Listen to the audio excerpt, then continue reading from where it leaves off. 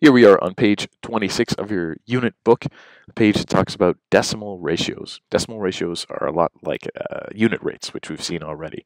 So you can always, I would say, even write this on your page here, write a little thing that says, it's kind of like unit rates. You can even put a little kinda there. Because we know that ratios aren't rates, right? There's no units showing up in a ratio. Unit rate has got to have two different types of rates showing in it. But in terms of understanding what I'm asking you for, I've asked you for a decimal ratio. Thinking of it as a unit rate will get you a long way to getting the right answer. So what a decimal ratio is, something that we see in the real world. Like in most cases, the questions you'll see in this unit when they're asking about ratios, it's asking you to express your answers in integers, right? So that means you could have a ratio of 3 to 2, but you couldn't have a ratio of 3 to 2.1, right? That wouldn't be an acceptable answer. You'd be expected to find a way to turn both of these into integers, right? Integer is just a whole number without decimals, without fractions, anything like that hanging off it. Now, decimal ratios are the exception to that. Okay, they work a little bit different. And you'll see them in real life, often in audio-visual circumstances. When you're setting up your TV, you'll see some decimal ratios showing up. A decimal ratio, what it is just a ratio expressed in a way that one of its terms is forced to be 1. And that's what makes it a lot like a unit rate. A unit rate is a rate where we force the denominator to be per one of something, per 1 minute, per 1 hour, per 1 kilometer.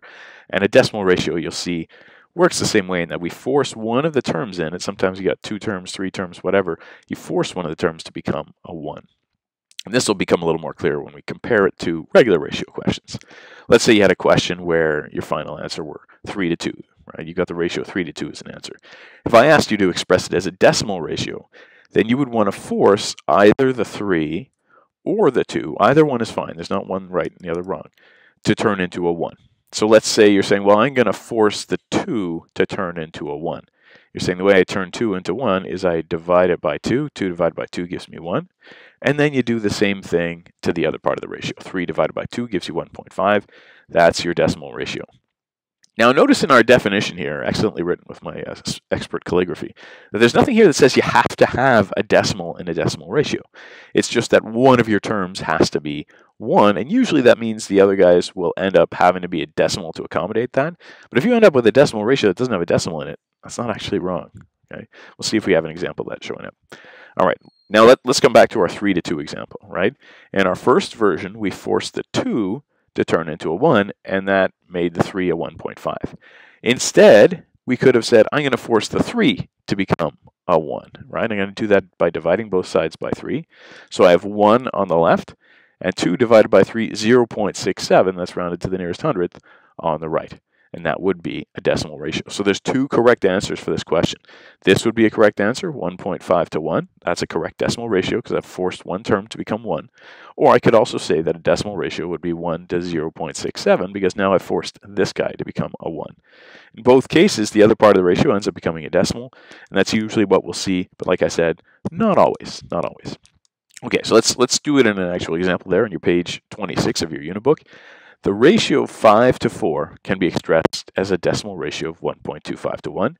It could also be expressed as the decimal ratio of 1 to 0.8. Now I want you to think about it for a second and think about how you would end up with this as an answer or how you'd end up with this as an answer. Both of these are correct. And I think you might have an idea of how this would happen, right? You could say, well, if I force the 5 to become a 1, that's what happens here. I'm dividing both sides by 5 to force this 5 to turn into a 1. And to be fair, I divide the 4 by 5 as well, which gives me 0.8. That's my decimal ratio. I've forced one of the 2 terms to be 1. The other one follows along. Likewise, over here, I forced the 4 to become a 1. I said, let me divide both sides of this ratio by 4. That turns the 4 into a 1. And 5 divided by 4 gave us the 1.25. Both of these answers are correct. Both of these answers are decimal ratios. And again, they work a lot like unit rates. It's per 1 of something. Okay, there are 12 donkeys, 20 sheep, and 18 horses in a field. No other animals are in the field. That's important, right? Because we got to see when we get to a question about total animals here, we got to know if there's no other animals in the field. What is the ratio, just a regular one, not a decimal ratio, so we want to keep our answer to integers, of donkeys to horses? Okay, so we start with the actual numbers. We look, we read, there's 12 donkeys, and I got to keep the order and the ratio, so the second number is going to be horses. There's 18. This is a good ratio. Now I'm going to stick to integers because it's not asking for a decimal ratio. It's just write the ratio of donkeys to horses. To get this to a final answer, I still want to reduce it the same way I'd reduce a fraction. I could divide both sides of this by 3 and get 2 to 3 as my ratio of donkeys to horses. For sheep to donkeys to horses, this is a 3-part ratio. Let's try this again. I got 20 sheep to, how many donkeys do I got here? 12. Notice the order is a little different from the way the information is given to me. I got to read closely. And then to horses, 18 horses. That's the third number. I want to reduce this 3-part ratio. I look and see what number is shared by all 3 parts in this ratio. Looks like 2 is maybe 4. No, 4 doesn't go into 18. So even though 4 goes into these other 2 guys, I'm not going to do divided by 4. And even though 6 goes into these other 2 guys, I'm not going to do divided by 6. It's got to be a number that goes into all 3 of them. So I'm going to divide them all by 2, and that'll give me my final answer, 10 to 6 to 9. There's no common factor to these 3. That's my final answer. Again, because this is not asking me for a decimal ratio. My answer has only integers, only whole numbers in the result. Let's skip down to question 2 because now it starts asking us about decimal ratios. This is a little bit different. So what is the decimal ratio of donkeys to horses? I'm still going to start the same way. I look and see what's my number of donkeys. Right here, it tells me the number of donkeys is 12. Number of horses is 18. So let's write donkeys to horses, 12 to 18. There's a regular ratio that wasn't a decimal ratio. I'd say, okay, well, let me reduce this. It's going to become 2 to 3.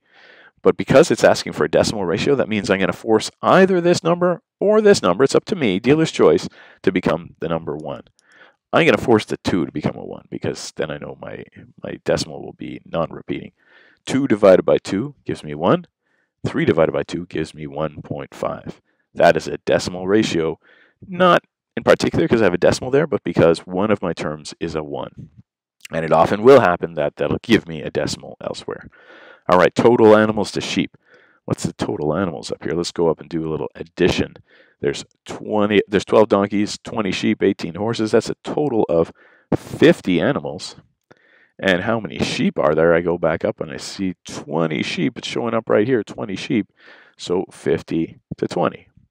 A regular ratio question, I would just immediately say, okay, let's divide both these guys by 10. I got 5 to 2 is my answer. But because it's asking for a decimal ratio, I'm going to force one or the other of these guys to become a number 1. Either one is fine. In my case, I'm going to force the 2 to become a 1. So I divide both sides by 2, divide this side by 2, and that gives me 1 over here and 2.5 there. And that is my answer as a decimal ratio.